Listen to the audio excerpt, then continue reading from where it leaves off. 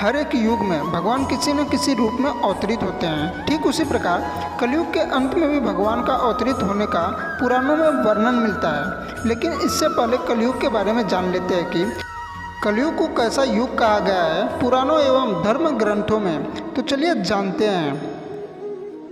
द्वापर युग के अंत में जब पांडव महाभारत का युद्ध जीतने के बाद एक दिन उसके मन में आने वाले युग कलयुग के बारे में जानने की इच्छा हुई कि आने वाले कलयुग में मानव कैसा होगा और उसका आचरण और व्यवहार किस प्रकार का होगा।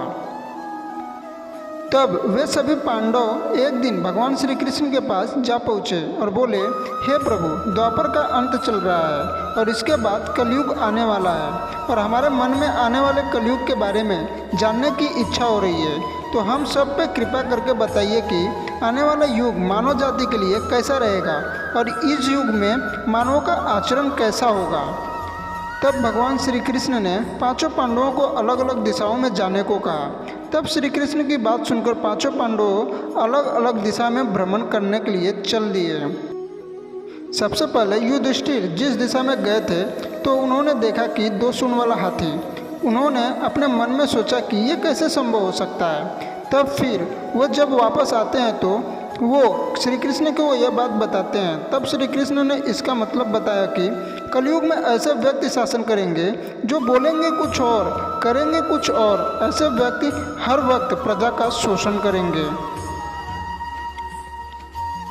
उसके बाद अर्जुन ने जिस दिशा में भ्रमण करने गए थे तो उन्होंने देखा कि एक पक्षी को जिसके पंखों पर वेदों का लिखावट था और वो पक्षी मरा हुआ जानवर का मांस खा रहा था। ये देखकर अर्जुन दंग रह गए और ये बात श्री कृष्ण को उन्होंने बताई। तब श्री कृष्ण ने इसका उत्तर देते हुए कहा कि हे पार्थ, कलयुग में ऐसे लोग होंगे जो ज्ञानी कहलाएंगे और वो अधिक शिक्षित भी होंगे। उसे सब चीज़ों का ज्ञान होगा लेकिन उसका आचरण दुष्टों का होगा। भीम जिस दिशा में गया था तो उसने देखा कि एक गाय अपने बछड़े को चाट रही है और वो गाय अपने बछड़े को इतना चाट रही थी कि चाटते चाटते उस बछड़े को खून निकल आ रहा था। तब ये बात श्री कृष्ण को बताई और श्री कृष्ण ने उसका उत्तर देते हुए कहा कि कलयुग में माता पिता अपने संतानों के लिए इतने आसक्त हो जाएंगे कि उसके संतान का विकास ही रुक जाएगा और अपने संतानों को परिवार के मोह जाल में बांधकर रखने लग जाएंगे, जिससे उसके संतानों को किसी भी चीज़ में सफलता नहीं मिलेगी। सहदेव जिस दिशा में गए थे तो उन्होंने भ्रमण करते करते एक गांव में पहुंचा। उसने उस गांव में बहुत सा कुआं देखा जिसमें सभी कुआं में पानी था, लेकिन गांव के बीचों बीच में एक ऐसा कुआं था जिसमें पानी नहीं था। तो उन्होंने ये बात श्री कृष्ण को बताई। तब श्री कृष्ण ने इसका उत्तर देते हुए कहा कि कलयुग में ऐसे भी लोग होंगे जो उत्सव समारोह जैसी चीज़ों पर लोग अधिक धन खर्चा करेंगे। यहाँ तक कि लोग अपनी शौक के लिए मदिरा मांस इत्यादि सेवन करने के लिए लोग अधिक से अधिक धन व्यर्थ कर देंगे, परंतु कोई भी असहाय, जरूरतमंद, दान पुण्य इत्यादि कर्मों में मदद करने और अपना धन देने में संकोच करेगा। नकुल जिस दिशा में गए थे तो वह उस दिशा में एक जंगल में देखा कि बहुत बड़ा पत्थर का चट्टान बहुत तेज़ी से पेड़ पौधों को रोनते हुए ढलान की तरफ आ रहा है और वो चट्टान आते आते एक छोटे से पेड़ में टकराकर रुक जाता है।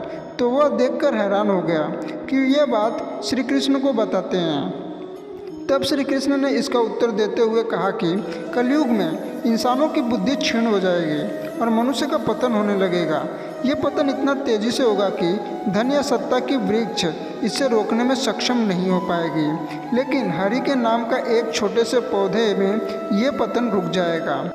हरि नाम लेने या कीर्तन करने से मनुष्य की बुद्धि प्रबल हो जाएगा और वो सत्य और असत्य का निर्णय लेने में उसे सहायता होंगी और वो अपने जीवन का लक्ष्य पा सकेगा।